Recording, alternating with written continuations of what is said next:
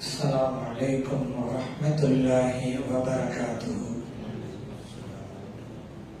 الحمد لله رب العالمين، والصلاة والسلام على سيدنا محمد وعلى آله وصحبه أجمعين، وما توفيقي إلا بالله، لا حول ولا قوة إلا بالله العلي العظيم. سبحانك لا علم لنا إلا ما علمتنا إنك أنت العزيز الحكيم.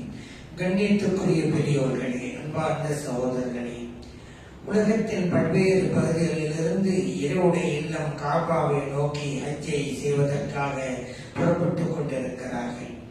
அந்த ஹஜ்ஜுடைய காரியங்கள் அனைத்தையும் ஏதோ ஒரு காரணத்தின் அடிப்படையிலும் அல்லது ஒரு வரலாற்று பின்னணியை அடிப்படையாக கொண்டும் தான் அமைந்திருக்கும். ஒவ்வொரு செயலுக்கும் ஒரு காரணமும் இருக்கும். அந்த செயலுக்கு ஏன் இந்த பெயர் வைக்கப்பட்டது என்பதற்கும் காரணம் இருக்கும். ஹஜ்ஜை நிறைவேற்றக்கூடியவர்கள் இஹ்ராமுடைய துணியை அணிவார்கள். நாம் எல்லாம் பார்த்திருக்கிறோம். வெண்ணிற ஆடையை அணிவார்கள். மேலே ஒரு உடை, கீழே ஒரு ஆடை. இது ஆண்களுக்கு மட்டும். பெண்களுக்கு அவர்கள் வழமையா அணிகிற ஆடைகள் தான் இஹ்ராமுடைய ஆடை. ஆண்கள் அணிகிற ஆடைகள் தைக்கப்பட்டிருக்க கூடாது. மேலே ஒரு ஆடை, கீழே ஒரு ஆடை, தைக்கப்படாத ஆடையாக இருக்க வேண்டும். ஆண்களுக்கு சட்டம். பெண்களுக்கு அவர்கள் வழமையாக அணிகின்ற ஆடை தான் இஹ்ராமுடைய ஆடை. இந்த வெண்ணிற ஆடை இஹ்ராமுடைய ஆடை. இதற்கு ஏன் இஹ்ராம் என்று பெயர் வைக்க வேண்டும்? ஒவ்வொன்றுக்கும் ஒரு காரணம் இருக்கும் அல்லவா? இஹ்ராம் என்றால் ஹராம் ஆக்குதல் என்பது பொருளாகும். இங்கே இந்த உடையை அணிந்து அவர் நியத்து வைப்பதற்கு முன்பாக கூடும் என்று இருந்த சில செயல்பாடுகள் கூடாது என்ற நிலைக்கு வந்து விடுகிறது. காரணம், ஒருவர் இஹ்ராமுடைய உடையை தரித்து நியத்து செய்துவிட்டால் அவர் முடிவெட்டக் கூடாது, நகம் களையக்கூடாது, அதே போன்று நறுமணம் பூசக்கூடாது, இல்லறத்தில் ஈடுபடக்கூடாது என்கின்ற சட்டங்கள் எல்லாம் உண்டு. ஆனால் இந்த இஹ்ராமுடைய உடையை அணிவதற்கு முன்பாக இதுவெல்லாம் கூடும் என்று இருந்தது. இஹ்ராமுடைய உடையை அணிந்ததற்கு பின்னாலே கூடாது என்று ஆகிவிட்டது. இப்படி சில செயல்பாடுகளை இது ஹராம் ஆக்குவதால் அதற்கு பெயரே இஹ்ராம். இஹ்ராம் என்றால் ஹராம் ஆக்குதல் என்பது பொருளாகும். நம்முடைய தொழுகையிலே கூட முதலாவதாக கட்டுகிற அல்லாஹு அக்பர் என்கின்ற தக்பீர் இருக்கிறது அல்லவா, அதற்கு தக்பீரத்துல் இஹ்ராம் என்றுதான் சொல்லுவார்கள். ஏன் ஹராமாத்தும் தக்பீர் என்பது அதனுடைய பொருளாகும். அந்த தக்பீரை கட்டுவதற்கு முன்பாக ஆகும் என்ற நிலையிலே இருந்த சில செயல்பாடுகள் ஆகாது என்று ஆகிவிடும். உதாரணத்திற்கு, அந்த தக்பீரை கட்டுவதற்கு முன்பாக நாம் உண்ணலாம், பருகலாம், பேசலாம், நாம் விரும்புகிற திசைகளின் பக்கமெல்லாம் திரும்பிக் கொள்ளலாம். ஆனால் அந்த தொழுகையுடைய முதலாவது தக்பீரை கட்டுவிட்டால் உண்ணுவது கூடாது, அருந்துவது கூடாது, மற்றவரிடம் பேசுவது கூடாது, கிபிலா திசையை தவிர வேறு திசைகளிலே முன்னோக்க கூடாது. கூடும் என்று இருந்த சில செயல்பாடுகள் முதலாவது தக்பீரை கட்டியதற்கு பின்னால் கூடாது என்று ஆகிவிட்டது அல்லவா? இந்த கூடாது என்று ஆக்கியது அந்த தக்பீர் தானே. ஆகவேதான் அந்த தக்பீருக்கு பெயர் தக்பீரத்துல் இஹ்ராம், ஹராமாக்கும் தக்பீர். அதனால்தான் ஹாஜில் அணிகின்ற அந்த உடைக்கும் கூட இந்த இஹ்ராமுடைய உடை என்கின்ற பெயர் வந்தது என்பதையும் நாம் அறிந்து கொள்வோம். நபி இப்ராஹிம் அலைஹிஸ்ஸலாம் அவர்களும் இஸ்மாயில் அலைஹிஸ்ஸலாம் அவர்களும் காபாவை கட்டி முடித்ததற்கு பின்னாலே இறைவன் கட்டளையிட்டான், இப்ராஹிம் அலைஹிஸ்ஸலாம் அவர்களே, நீங்கள் மக்களுக்கு ஹஜ் செய்ய வேண்டும் என்று அழைப்பு விடுங்கள். இப்ராஹிம் அலைஹிஸ்ஸலாம் கேட்டாங்க, இறைவனே, நான் இங்கு இருக்கிறேன், ஆனால் மக்களும் உலகத்தின் பல்வேறு பகுதிகளிலே வந்து கொண்டிருக்கிறார்கள். நான் இங்கே கொடுக்கக்கூடிய அழைப்பு அவர்களை எப்படி போய் சேரும் என்று கேட்டார்கள். இறைவன் சொன்னான், அழைப்பு விடுக்க வேண்டியது உங்கள் கடமை, அதை கொண்டு போய் சேர்ப்பது எனது பொறுப்பு, நீங்கள் அழைப்பு விடுங்கள் என்றான் இறைவன். இப்ராஹிம் அலைஹிஸ்ஸலாம் அவர்கள் அபூ குபைஸ் என்கின்ற மலையின் மேலே ஏறி நின்று அழைப்பு கொடுத்தார்கள். மக்களே, இறைவன் உங்களுக்கு ஹஜ்ஜை கடமையாக்கி இருக்கிறான், ஹஜ்ஜை செய்வதற்கு வாருங்கள் வாருங்கள் என்னுடைய இல்லத்தை நோக்கி என்று அழைப்பு கொடுத்தார்கள். இதற்கு இப்னு அப்பாஸ் ரலியல்லாஹு அன்ஹு விளக்கம் தருகிறார்கள். அன்று இப்ராஹிம் அலைஹிஸ்ஸலாம் அவர்கள் கொடுத்த அழைப்பிற்கு யாரெல்லாம் பதில் கொடுத்தார்களோ அவர்களுக்கெல்லாம் ஹஜ்ஜி செய்கின்ற வாய்ப்பு கிடைக்கும். ஒரு தடவை லப்பைக் என்று பதில் கொடுத்திருந்தால் அவருடைய வாழ்நாளிலே ஒரு தடவை ஹஜ்ஜி செய்கின்ற பாக்கியத்தை பெறுவார். ஒருவர் லப்பைக் லப்பைக் என்று 2 தடவைகள் பதில் கொடுத்திருந்தால் அவருடைய வாழ்நாளிலே 2 தடவைகள் ஹஜ்ஜி செய்கின்ற வாய்ப்பை பெறுவார். எத்தனை தடவைகள் சொல்லி இவர் பதில் கொடுத்தாரோ அத்தனை தடவைகள் ஹஜ்ஜி செய்கின்ற வாய்ப்பு அவருக்கு கிடைக்கும். அந்த நேரத்தில் யாரெல்லாம் பதில் கொடுக்கவில்லையோ அவர்களுக்கு ஹஜ்ஜி செய்கின்ற பாக்கியம் கிடைக்காது என்கிறார்கள் இப்னு அப்பாஸ் ரலியல்லாஹு அன்ஹு அவர்கள். சரி, அந்த நேரத்தில் இருந்தவர்கள் வேண்டுமானால் பதில் கொடுத்திருக்கலாம். இன்றைக்கும் ஹஜ்ஜி செய்து கொண்டிருக்கிறார்களே இவர்கள் எல்லாம் எப்படி பதில் கொடுத்தார்கள் என்று நீங்கள் கேட்கலாம். இப்னு அப்பாஸ் ரலியல்லாஹு அன்ஹு சொல்றாங்க, இவர்கள் எல்லாம் கியாமத் நாள் வரைக்கும் வரப்போற மக்களில் அவர்கள் ஒன்று தந்தைமார்களின் முதுகன் தண்டிலே இருப்பார்கள் அல்லது தாய்மார்களின் கருவறையிலே இருந்திருப்பார்கள், அங்கிருந்து கொண்டு பதில் கொடுத்திருப்பார்கள் என்று இப்னு அப்பாஸ் ரலியல்லாஹு அன்ஹு அவர்கள் சொல்றாங்க. இந்த அழைப்பை இப்ராஹிம் அலைஹிஸ்ஸலாம் அவர்கள் விடுத்த போது அபூ குபைஸ் என்கின்ற மலையின் மேலே ஏறி நின்றாங்க. இந்த அபூ குபைஸ் மலைக்கு என்ன சிறப்பு தெரியுமா? இந்த உலகத்திலே எத்தனையோ மலைகள், இந்த தமிழ்நாட்டில் எடுத்துக்கிட்டா ஊட்டி மலை, கொடைக்கானல் மலை, சென்னையிலே பல்லாவரம் மலை என்றெல்லாம் இருக்கிறது. உலகம் முழுவதும் மலைகள் உண்டு. அரபு நாடுகளுக்கு போய்விட்டால் சொல்லவே தேவையில்லை. நிலப்பகுதியை பார்ப்பது அரிதாகும். சில இடங்களில் வெறும் மலையாகவே இருக்கும். அவ்வளவு மலைகள் இந்த உலகத்தில் உண்டு. உலகத்திலேயே மிக உயரமான எவரெஸ்ட் சிகரம் அமைந்துள்ள இமயமலை இந்தியாவில் இருக்கிறது. இப்படி எத்தனையோ மலைகள் இருந்தாலும் இறைவன் இந்த மண்ணிலே முதலாக படைத்த மலை அந்த அபூ குபைஸ் மலை தான். ஃபர்ஸ்ட் மலை அதான். எப்படி இன்றைக்கு மனிதர்கள் கோடான கோடி மக்கள் இருக்கிறாங்க, முதலாவது மனிதர் ஆதம் அலைஹிஸ்ஸலாம் தானே, அந்த மாதிரி இந்த மண்ணில் உதித்த முதல் மலை அபூ குபைஸ் மலை. அந்த சிறப்பு அதற்கு உண்டு. அந்த மலையிலே ஏறி நின்றுதான் இப்ராஹிம் அலைஹிஸ்ஸலாம் அவர்கள் பதில் கொடுத்தார்கள். அந்த மலைக்கு இன்னொரு சிறப்பும் இருக்கிறது. வெள்ளப்பெருளம் ஏற்பட்ட போது ஹஜ்ருல் அஸ்வத் கல்ல அல்லாஹ் அந்த மலையில வச்சுதான் பாதுகாத்தான். இப்ராஹிம் அலைஹிஸ்ஸலாம் அவர்கள், இஸ்மாயில் அலைஹிஸ்ஸலாம் அவர்கள் காபாவை கட்ட முடிச்சுட்டாங்க. ஹஜ்ருல் அஸ்வத் கல்ல அங்க பறிக்கணும். எங்க இருக்குது ஹஜ்ருல் அஸ்வத் கல்லு? வெள்ளப்பெருளத்திலே தான் எல்லாம் இல்லாம போச்சுல. அல்லாஹ் சொன்னா அபூ குபைஸ் மலைக்கு போக அங்க இருக்குது. இஸ்மாயில் அலைஹிஸ்ஸலாம் போனாங்க, அந்த கல்லை எடுத்து வந்தாங்க. இப்போது இருக்கிற இடத்திலே அதை அமைத்து வைத்தார்கள். இந்த மலை இவ்வளவு சிறப்புக்குரியது என்று நாம் சொன்னோம் அல்லவா? எங்கெங்க இருக்குது? எல்லாம் நாங்களும் ஹஜ்ஜுக்கெல்லாம் போயிட்டு வர்றோம், உம்ராக்கெல்லாம் போயிட்டு வர்றோம். இந்த அபூ குபைஸ் மலை எங்கெங்க இருக்குது அப்படின்னு நீங்க எல்லாம் கேட்கலாம். ஒண்ணு இல்ல, இந்த சஃபா மர்வா என்ற 2 மலைக்குன்றுகள் இருக்கிறது அல்லவா, அந்த சஃபாவுக்கு பக்கத்துல தான் இருக்கு. சஃபா மலை அந்த குன்று பள்ளிவாசலுக்குள் இருக்கிறது. அபூ குபைஸ் மலை பள்ளிவாசலுக்கு வெளியே இருக்கிறது. ஆனா அதை நீங்க இப்ப பார்க்க முடியாது.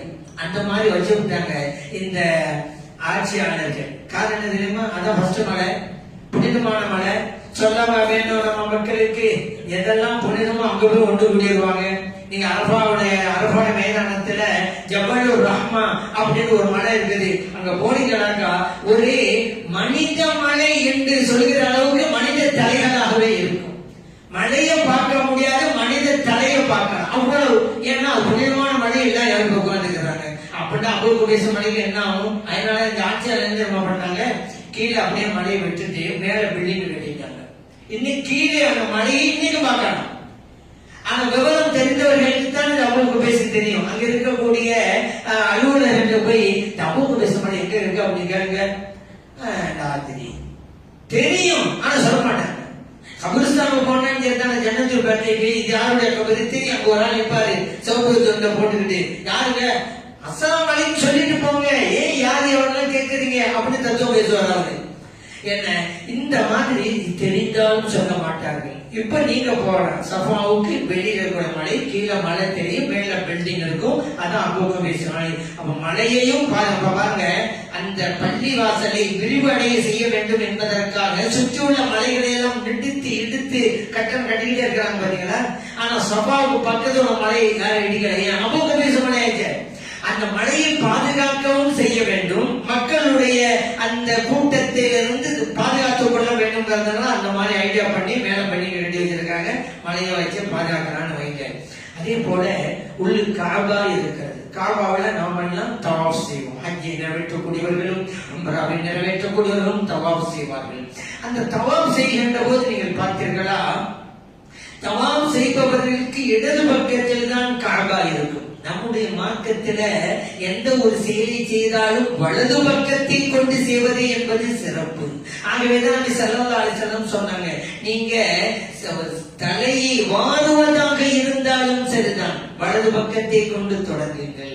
நீங்கள் முடிவெட்டுவதாக இருந்தாலும் மொட்டை அடிப்பதாக இருந்தாலும் வலது பக்கமாக தொடங்குங்கள். நபி ஸல்லல்லாஹு சொல்றாங்க, நீங்க உடையை அணிகிறீர்களா வலது பக்கம், செருப்பு அணிகிறீர்களா வலது பக்கம், இப்படித்தான் வலதை உட்படுத்த வேண்டும் என்று சொன்னார்கள் நபிகள் நாயகம் ஸல்லல்லாஹு அலைஹி வஸல்லம் அவர்கள். ஆனால் அங்கே காபாவை சுற்றும் போது சுற்றுபவர்களுக்கு இடது பக்கமாகத்தான் காபா இருக்கிறது. வலம் வருவதல்ல, இடம் வருவதுதான். இடமாகத்தான் சுற்றுகிறோம். தான் காபான்னு சொன்னா இப்படித்தான் மக்கள் சுற்றிக்கிட்டே வருவாங்க. அப்ப சுற்றக்கூடியவங்க இடது பக்கமா தான் இருக்கும். எல்லாவற்றிலும் வலதுதானே, இங்க மட்டும் இடதுன்னு சொன்னா ஒரு காரணம் இருக்கும் அல்லவா? எந்த ஒரு அமலும் காரணம் இல்லாமல் அமையவில்லை நம்முடைய மார்க்கத்தில். இங்கே இறைவன் ஒரு தத்துவத்தை சொல்லி தருகிறான். இமாம் கஸாலி ரஹ்மத்துல்லாஹி அலைஹி அவர்கள் சொல்லி காட்டுகிறார்கள், ஒவ்வொரு மனிதனுடைய உள்ளமும் இறைவனுடைய இல்லம். அந்த உள்ளம், இறைவனுடைய இல்லம் மனிதனுக்கு இடது பக்கமாகத்தானே இருக்கிறது, கல்வி இடது பக்கமாகத்தானே இருக்கிறது. ஆகவேதான் அவர் இடது பக்கமாக சுற்றி வந்தால் உடலுக்குள் இருக்கிற இறை இல்லமும் வெளியே இருக்கிற இறை இல்லமும் ஒரே திசையிலேயே இருக்கும். ஆகவேதான் இடமாக வலம் வருவது என்கின்ற விளக்கத்தை இமாம் கஸாலி ரஹ்மத்துல்லாஹி அலைஹி அவர்கள் கொடுப்பார்கள்.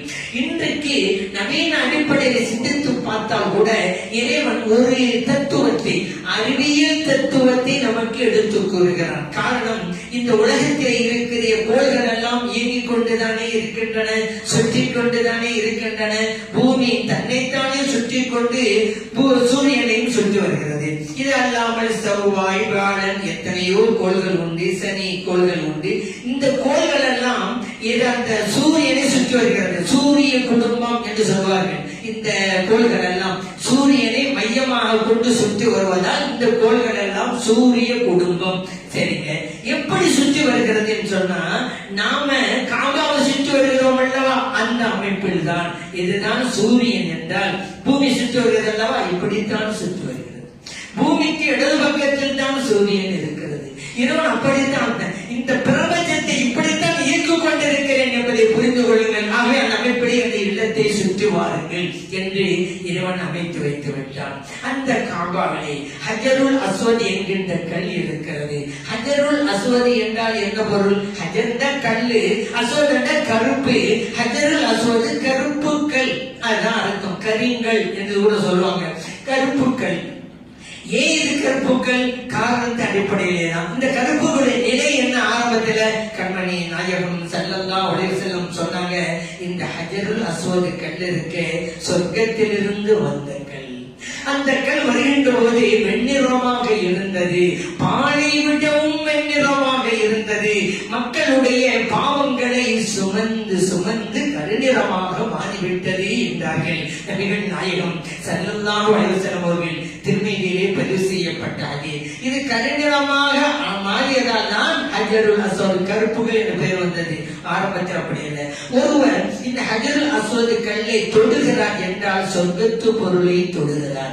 அதை பார்க்கிறார் என்றால் சொர்க்கத்து பொருளை பார்க்கிறார். அந்த கல்லை ஒருவர் முத்தமிடுகிறார் என்றால் சொர்க்கத்து பொருளை முத்தமிடுகிறார். ஆதிகளுக்கும் உம்ராவை நிறைவேற்றக்கூடியவர்களுக்கும் இத்தகைய நற்பெயர் கிட்டுகிறது என்பதையும் நாம் அறிந்து கொள்வோம். அதே போல அங்கே மகாமி இப்ராஹிம் என்கின்ற இடம் இருக்கிறது. ஒரு கல் தான். மகாம் என்றால் நின்ற இடம், இப்ராஹிம் என்றால் இப்ராஹிம் அலைஹிஸ்ஸலாம் அவர்கள் நின்ற இடம். மகாமி இப்ராஹிம் ஒரு கல்லுக்கு பெயர் அது. அந்த ஏன் இப்ராஹிம் அலைஹிஸ்ஸலாம் நின்றாங்க, அதனால பேர் அப்படி வந்துச்சு. எப்ப நின்றாங்க? காபாவை கட்டினாங்கல்ல, அப்ப அந்த கல்லுக்கு மேல ஏன் நின்றுதான் அந்த காபாவையே கட்டினாங்க. அந்த கல்லுக்கு என்ன சிறப்புன்னு சொன்னா, தவாஃப முடிச்சு விட்டு 2 ரக்காத்து தொழுவனுங்க.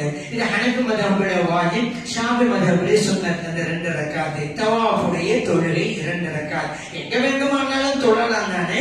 இறைவனை தொழுவதற்கு இடம் இருக்கிறதா? மண்ணுலகம் முழுவதும் என் உம்மத்தினருக்கு மஸ்ஜிதாக ஆக்கப்பட்டிருக்கிறது என்றார்கள் நபிகள் நாயகம் ஸல்லல்லாஹு அலைஹி வஸல்லம் அவர்கள். புகாரிலே பதிவு செய்யப்பட்ட ஹதீஸ். அப்படியானால் அந்த பள்ளியிலும் கூட, மஸ்ஜிதுல் ஹராம் பள்ளியில் கூட எங்கு வேண்டுமானாலும் தொழலாம் தானே. ஆனால் இறைவன் சொல்லுகிறான், தவாஃபுடைய தொழுகையை மகாம் இப்ராஹிம் கல் இருக்குதுல, அங்க வந்து தொழுங்க. வத்தஹது மின் மகாமி இப்ராஹிம் முஸல்லா, மகாமி இப்ராஹிம் இருக்கிற இடத்தை நீங்கள் தொழும் இடமாக ஆக்கிக் கொள்ளுங்கள் என்கிறான் இறைவன். அப்படி ஒரு சிறப்பு அந்த கல்லுக்கு இருக்கிறது. அந்த கல் இன்னைக்கு நீங்க பார்க்கலாம், கண்ணாடி போட்டு தான் மூடப்பட்டிருக்கிறது. அந்த கண்ணாடி துப்பாக்கி குண்டுகளால் கூட துளைக்க முடியாது. அப்படிப்பட்ட பவரான ஆற்றல் மிக்க கண்ணாடி அது. மன்னர் பைசலுடைய காலத்தில் தான் அந்த கண்ணாடி போடப்பட்டது. இப்போது நீங்க அந்த கண்ணாடி வழியாக அந்த கல்லை பார்க்கலாம். ஆச்சரியம் என்ன தெரியுமா? இப்ராஹிம் அலைஹிஸ்ஸலாம் அவருடைய கால் பாதம் அதிலே படிந்திருக்கிறது. நாம் மணலிலே நடந்தால் கால் பாதம் பதியும். இப்ராஹிம் அலைஹிஸ்ஸலாம் அவருடைய கால் பாதம் கல்லிலே பதிந்திருக்கிறது. இங்கே இறைவன் ஒரு முஅஜிஸா, அற்புதத்தை வெளிப்படுத்தி காட்டுகிறான். அந்த இடத்தை நாமெல்லாம் பார்க்கலாம், கல்லையும் பார்க்கலாம். மிகப்பெரிய அத்தாட்சி. ஏன் அல்லாஹ் குர்ஆன்ல அது ஒரு அத்தாட்சியை சொல்றான். ஃபீஹி ஆயாத்தும் பய்யினாத்தும் மகாமி இப்ராஹிம். இந்த காபாவில் எண்ணற்ற அத்தாட்சிகள் உண்டு. அவற்றில் ஒன்றுதான் மகாம் இப்ராஹிம். மகாம் இப்ராஹிம் என்ற கல். அந்த கல்லே அத்தாட்சி என்று இறைவன் ஏன் சொல்ல வேண்டும்? முக்கியமாக இரண்டே சொல்லலாம். ஒன்று, நான் கூறியவாறு இப்ராஹிம் அலைஹிஸ்ஸலாம் அவருடைய கால் பாதம் பதிந்திருக்கிறது. அது ஒரு ஆச்சரியம் தான். இன்னொன்று, இப்ராஹிம் அலைஹிஸ்ஸலாம் அவர்கள் காலத்திலிருந்து இதுவரைக்கும் 1000 ஆண்டுகள் போனாலும் கூட அந்த கல் பாதுகாக்கப்பட்டு கொண்டே வருகிறது என்றால் எவ்வளவு ஆச்சரியம்! போன நூற்றாண்டிலே இருந்த பொருட்கள் நம்மிடம் இன்று இல்லை, பாதுகாக்க முடியவில்லை. அவனால் 1000 ஆண்டுகள் ஆனால் பாதுகாக்கப்பட்டுக் கொண்டே வருகிறது என்றால் எவ்வளவு பெரிய ஆச்சரியம் அது. ஆகவேதான் அது ஒரு அத்தாட்சி என்று இறைவன் சொல்லி காட்டினார். அதே போல அங்கே சஃபா மர்வா என்கின்ற 2 மலை குன்றுகள் உண்டு. சின்ன மலைதான். சஃபா மர்வாக்கு மத்தியில தொங்கோட்டம் ஓடுவாங்க ஹாஜிமார்கள் எல்லாம். ஏன் தொங்கோட்டம் ஓடணும்? இறைவன் இங்கேயும் வரலாற்று பின்னணி தான். நல்லா யான் வைங்க. அந்த ஹஜ்ஜுக்கு போயிட்டு வச்சுக்கோங்களேன். இப்ராஹிம் அலைஹிஸ்ஸலாம் அவர்கள் செய்ததை நினைவு கூறுவீங்க, இஸ்மாயில் அலைஹிஸ்ஸலாம் அவர்கள் செய்ததை நினைத்து பார்ப்பீங்க, ஹாஜர் அலைஹிஸ்ஸலாம் அவர்கள் செய்ததை நினைத்து பார்க்கிறீங்க. அப்படியானால் நீங்கள் உருசு கொண்டாடுகிறீர்கள். உருசுனா என்ன? நினைவு கூறுவது. இங்க வழிபாடுகளுக்கு உருசுங்கிறவன் வழிபாடுகள் நினைவு கூறுகிறோம். அந்த உருசு அப்படி நடக்குது இப்படி நடக்குது, அது கூட யாரு கூடுங்கிறது? உருசு நினைவு கூறுதல், நல்லோர்களே நினைவு கூறுதல். வதுக்கர் ஃபில் கிதாபில் மரியம், அல்லாஹ் சொல்ற மரியம் அலைஹிஸ்ஸலாம் நினைச்சு பாருங்க, நபிமார்கள் நினைச்சு பாருங்க. அல்லாஹ் குர்ஆன் முழுவதும் அர்த்தம் சொல்லி காட்டுறான். நினைக்கிறங்க, நினைச்சாதான் அவர்கள் எப்படி வாழ்ந்தார்கள் என்று நமக்கு தெரியும். அவர்கள் எப்படி வாழ்ந்தார்கள் என்று தெரிந்தால் தானே நாம் எந்த அளவுக்கு வீழ்ந்து கிடைக்கிறோம் என்பதும் புரியும். அதை நினைத்து பார்க்க வேண்டும். இங்கே உருசு கூடாதுன்னு சொன்னவங்க எல்லாம் அங்க ஹஜ்ஜுக்கு போயிட்டா இப்ராஹிம் அலைஹிஸ்ஸலாத்தை உருசு கொண்டாடுறாங்க, இஸ்மாயில் அலைஹிஸ்ஸலாம் உருசு கொண்டாடுறாங்க, ஹாஜர் அலைஹிஸ்ஸலாம் உருசு கொண்டாடுறாங்க. நினைச்சு பாக்குறாங்கல்ல. சைங்கிறது சொக்கோட்டந்தோடனே ஏன் ஹாஜர் அலைஹிஸ்ஸலாம் தண்ணிக்காண்டு போனாங்க அங்கேயும். இன்னைக்கு ஹாஜி எல்லாம் இப்படி போறாங்கல்ல, வச்சுட்டாங்க எல்லாம் போங்க. ஏன் தண்ணியா? தண்ணி தேவையாங்க? அங்கதான் எல்லா இடத்துலயும் பள்ளி வாசம் உள்ள தண்ணி தானே. பாக்ஸ் அடிக்கடிக்க வச்சிருக்காங்க. எங்க வேண்டாம்னு எடுத்து குடிக்கலாம அங்கே ஓடணும். அந்த ஹாஜர் அலைஹிஸ்ஸலாம் அவர்கள் செய்த காரியத்தை நீங்கள் செய்யுங்கள். ஒரு நல்லோர் செய்த காரியங்கள் எதுவும் அழியாது கியாமத் நாள் வரைக்கும் இறைவன் பாதுகாக்கிறார். அன்றைக்கு ஹாஜர் அலைஹிஸ்ஸலாம், இன்னைக்கு நம்ம பேசுறோம்ல, ஏன் பேசுறோம்? அது செய்ய போய் தானே. இறைவன் இறை நேசருடைய நல்லடியாருடைய செயல்பாடுகளை பாதுகாப்பான். எந்த அளவுக்கு தெரியுமா? துல்லியமாக பாதுகாப்பான். சும்மா வெறும் செயல் மட்டுமல்ல. சரி செய்யும் பொழுது போனவங்களுக்கு தெரியும், இடையில பச்சை லைட் வரும். அந்த பச்சை லைட் வந்த உடனே வேகமா ஓடணும். ஆண்கள், பெண்கள் அப்படி இல்லை. பெண்கள் சாதாரணமா தான் நடந்து போகணும். ஆண்கள் மட்டும் அந்த பச்சை லைட் தொடங்குறதுல இருந்து எங்கே பச்சை லைட் முடிகிறதோ அது வரைக்கும் வேகமாக ஓட வேண்டும். பச்சை லைட் முடிஞ்சிட்டு அப்புறம் நடந்தே போகணும். ஏங்க வேகம் ஓடுறோம்? ஹாஜர் அலைஹிஸ்ஸலாம் 7 தடவை இங்க போனாங்கல்ல, அந்த இடம் வந்த உடனே வேகமா போனாங்க. அவங்க நடந்த இடத்திலே நீங்கள் நடந்து செல்லுங்கள், அவர்கள் ஓடிய இடத்திலே நீங்கள் ஓடுங்கள். எப்படி இறைவன் பாதுகாக்கலாம் பாத்தீங்களா? ஏன் அந்த இடத்துல மட்டும் ஓடினாங்க ஹாஜர் அலைஹிஸ்ஸலாம் அவர்கள்? தண்ணீர் ஓடுகிற வாதி இருந்தது. வாதி என்றால் ஓடை, தமிழிலே ஓடை என்கிறோம், அரபியிலே வாதி. நிறைய வார்த்தைகள் அரபிக்கும் தமிழுக்கும் இருக்குது. ஏன்னா இந்த ரெண்டு மொழிகளுமே மூத்த மொழி, பழமையான மொழி. நிறைய வார்த்தைகள் ரெண்டுக்கும் தொடர்புள்ளதா இருக்கும். அதே போலதான் இதுவும் வாதி அவங்க சொல்லுவாங்க, ஓடை நம்ம சொல்லுவோம், அவ்வளவுதான். சரி, தாலி கட்டியே தானே யூஸ் பண்ணுவோம், நம்ம டானாவை தானே யூஸ் பண்ணுவோம், அந்த மாதிரி. சரி, அது இருக்கட்டும். அந்த இடம் வந்த உடனே வேகமான தண்ணீர் ஓடுற இடம் அல்லவா, சமதளம், வேகமா ஓடினாங்க. அந்த இடம் சமதளம் முடிஞ்சோடனே அங்க எல்லாம் கற்கள் மெதுவா நடந்து உச்சிக்கு போறாங்க. இப்படி 7 தடவைகள். இங்கே ஒரு பெண்மணியினுடைய முயற்சி எப்படிப்பட்டது அதை நினைச்சு பாக்குறாங்க. ஏன் போனாங்க? சஃபாவை கொண்டு மேலே ஏறி பாக்குறாங்க. அந்த பக்கமா யாராவது பயணம் கூட்டம் போறாங்களா? அப்படி போனாக்க அவங்களோட போய் தண்ணி வாங்கிடலாமே. ஏன்னா தண்ணியில இருந்த தண்ணீர் முடிந்து விட்டது, உணவு முடிந்து விட்டது, என்ன செய்வது? அவர்கள் இருக்கிறார்கள், பச்சை குழந்தைகள் இருக்கிறது, என்ன செய்வார்கள்? ஆகவேதான் அந்த சஃபா மருவா சஃபாவுடைய உச்சிக்கு மேலே என்று பார்க்கிறார்கள். ஒத்தருமை இல்லை. சரி, இந்த பக்கம் தானே ஒருத்தர் இல்ல, அந்த பக்கம் யாராவது போகலாம் தானே நினைச்சு திரும்பி மருவா என்ற குன்றுக்கு மேலே போய் அங்க பக்கம் யாராவது போற பாக்குறாங்க. அங்கே ஒருத்தரும் இல்ல. முடிஞ்சு போச்சுல, வந்து உட்கார்ந்துடலாம்ல, உட்கார்ந்தாங்க. முயற்சி இறைவனுடைய கட்டளை பிரகாரம் தானே இப்ராஹிம் விட்டு போனாங்க. ஆனாலும் நம்முடைய முயற்சி விடக்கூடாது என்பதிலே எவ்வளவு ஆர்வமாக இருக்கிறார்கள் ஹாஜர் அலைஹிஸ்ஸலாம் அவர்கள். அல்லா பாதுகாத்து வருவான். அல்லாஹ்வுடைய கட்டளை பிரகாரம் விட்டு போனாங்க. எனக்கு கேட்கறாங்க, எங்க விட்டு போறீங்க? அல்லாஹ்வுடைய கட்டளையா? ஆமா, அல்லாஹ்வுடைய கட்டளை. அப்ப நீங்க போயிட்டு வாங்க, எங்க ரப்பியங்களை பாதுகாத்து கொள்வான். எவ்வளவு பெரிய நம்பிக்கை, ஈமான் இருந்தது. அப்படி இருந்தவர்களுக்கு அந்த ரப்ப எங்களுக்கு எப்படி இருந்தாலும் சாப்பாடு தருவான், தண்ணி தருவான், ஒரு இடத்த உட்கார்ந்தாங்க. முயற்சி ஒரு தடவை, 2 தடவை இல்ல, 3, 4, 5, 6, 7 தடவைகள் முயற்சி பண்றாங்க. அவன் எவ்வளவு பெரிய பாடல் அங்க இருக்கு. நம்ம எல்லாம் 2 தடவை முயற்சி பண்ணா இனி என்னத்த, 3 தடவை முயற்சி இனி எவ்வளவுதாங்க, அப்படியே முடிவுக்கு வர்றோம். 7 தடவைகள். எவ்வளவு மன தைரியம் இருந்திருக்க வேண்டும். 7 தடவை போய் முடிச்சவங்க தான் அல்லாஹ் ஜம்சம் நீரோடு கொடுத்தான். அந்த கடுமையான செயலுக்கு பிறகு இந்த நீரூற்று கிடைத்ததால் கியாமத் நாள் வரைக்கும் அந்த நீரூற்று இருக்கும், கொடுத்து கொண்டே இருக்கிறது. லட்சோபலட்ச மக்கள் செல்கிறார்கள், அருந்துகிறார்கள், வீட்டுக்கு வருகின்ற போது கொண்டு வருகிறார்கள், குறையவில்லையே. ஆச்சரியம். ஏன்? கடுமையான செயலுக்கு பிறகு கிடைத்தது. அது சும்மா எப்போ கிடைக்கல, ஒரு முயற்சி வேண்டும். அது இஜ்திஹாதும் மின்னா, முயற்சி நம்முடையது. ஒரு இத்துமாவும் இனம்தான், அதை நிறைவேற்றி தருவது இறைவனுடையது. அது அல்லாஹ் பார்த்துக்குவான். நம்ம செய்யறதை செய்யணும். ஒட்டகத்தை கட்டுக்கோடு இறைவன் மீதும் நம்பிக்கை வை என்று நபி ஸல்லல்லாஹு அலைஹி சொன்னாங்க. நம்முடைய காரியம் கரெக்டா நடக்கணும். அல்லாஹ் பாஸ் பண்ண வச்சிருவான்னு சொல்லி நம்ம பரீட்சைக்கு படிக்காம இருக்க கூடாது. அல்லாஹ் செல்வத்தை தருவான்னு சொல்லி நம்ம வேலைக்கு போகாம பிசினஸ் பண்ணாம இருக்க கூடாது. நம்ம செய்யறதை செஞ்சவங்க. அதனாலதான் மெய்நிலை கண்ட ஞானி முஹையத்தீன் அப்துல் காதிர் ஜெயிலானி ரலியல்லாஹு அன்ஹு சொல்றாங்க, ஒருத்தன் திஜ்லா நதியினுடைய மைய பகுதியில வீட்டை கட்டணும். மையப்பகுதியோட சுற்றிலும் தண்ணீர் ஓடிக்கொண்டே இருக்கிறது. திஜ்லா நதி, டைகிரிஸ் நதின்னு நீங்க படிச்சிருப்பீங்க வரலாற்றுல. அதான் அரபி மொழியில திஜ்லா அப்படின்னு சொல்லுவாங்க. அந்த நதிக்கு மத்தியில நடு சென்டர்ல ஒரு வீடை கட்டி விட்டான். உள்ளுக்கு உட்கார்ந்துக்கிட்டு தாமா இருக்குன்னு சத்தம் போடுறான்.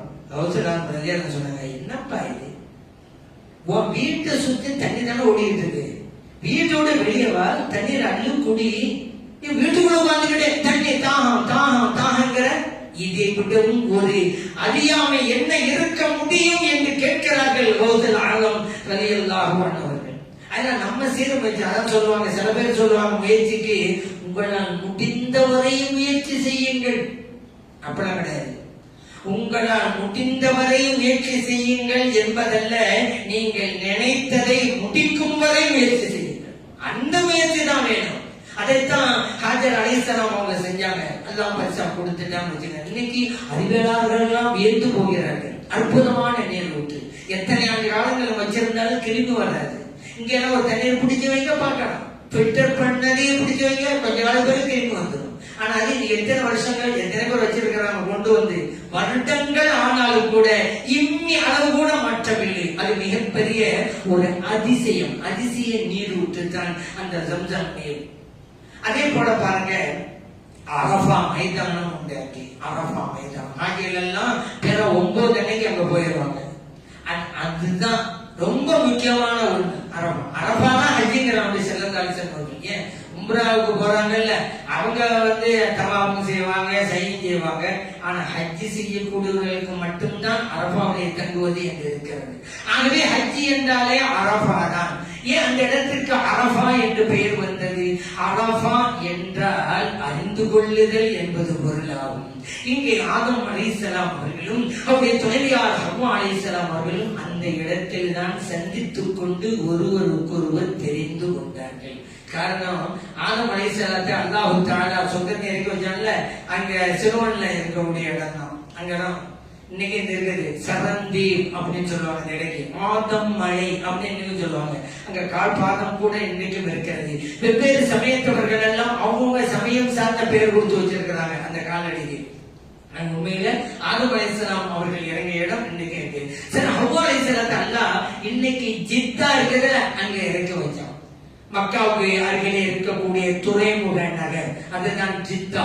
அங்க நம்ம ஏர்போர்ட்ல போறாங்கல்ல, எல்லாம் ஜித்தாவில் இறங்கி அங்க இருந்துதான் பஸ்ல போவாங்க.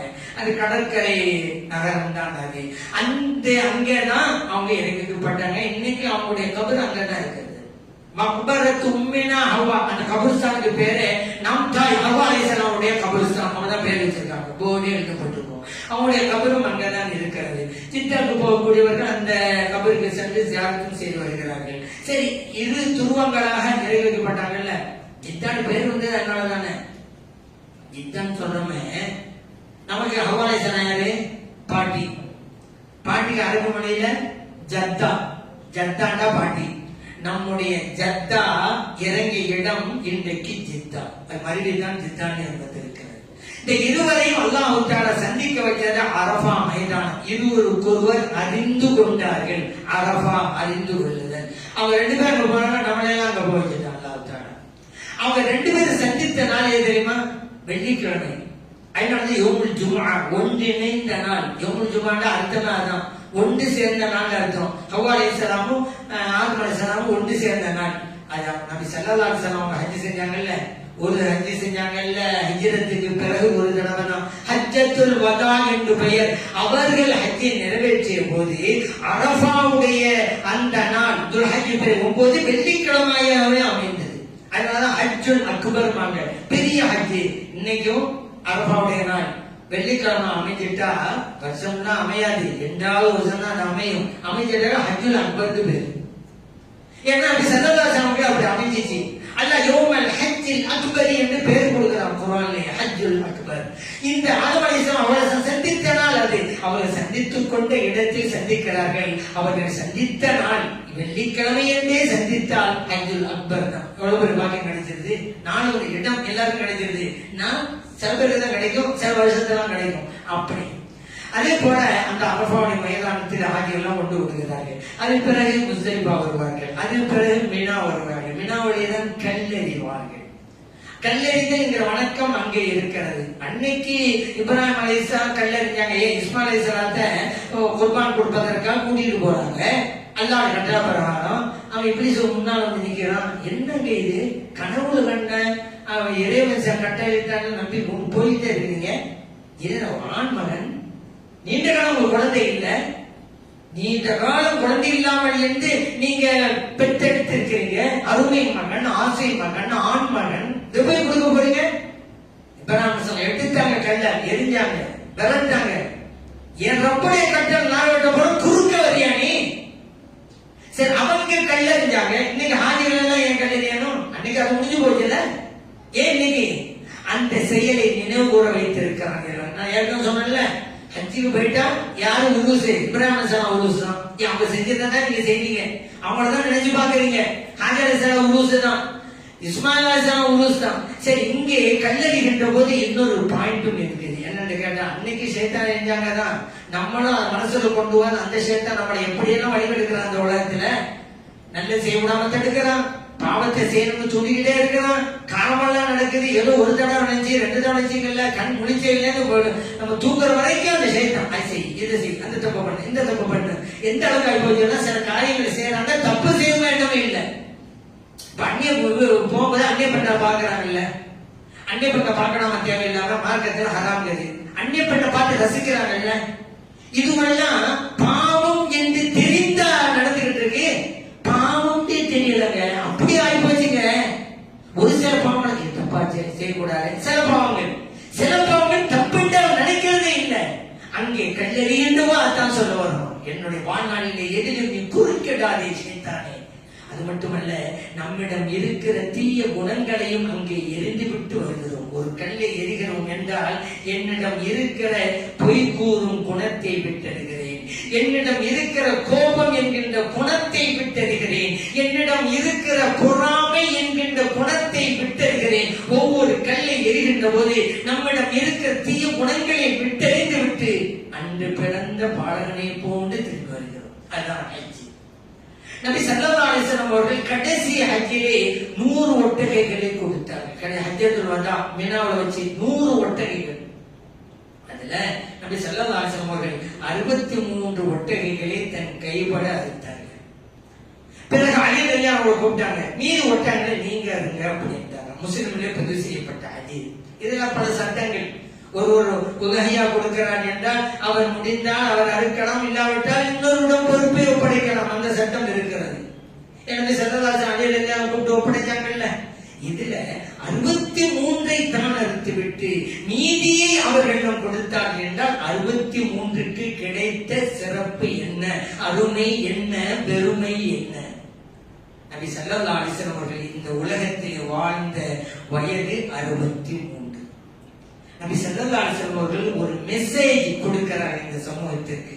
என் சமூகமே, இந்த உலகத்திலே உங்கள் கூட நான் இருக்கிற காலம் 63 வருடங்கள் என்கின்ற செய்தியை சொல்லாமல் சொல்லி காட்டிவிட்டார். அவங்க வாழ்ந்தது அப்படித்தானே, ஹஜ்ஜி செஞ்சுட்டு போறாங்க. அப்புறம் முஹர்ரம் மாசம், சஃபர் மாசம், ரபியுல் அவ்வல் வந்துச்சு, நோய்வாய்ப்பட்டு அதிலே வஃபாத்தானாங்க. இந்த உலகத்திலும் மறைஞ்சு போனாங்க. அப்ப அவங்க வாழ்ந்தது 63 வருடங்கள். அப்படி ஒரு கருத்து அங்கே இருக்கிறது. சிலர் சொல்லல, அப்படி நாம் விளங்குகிறோம்.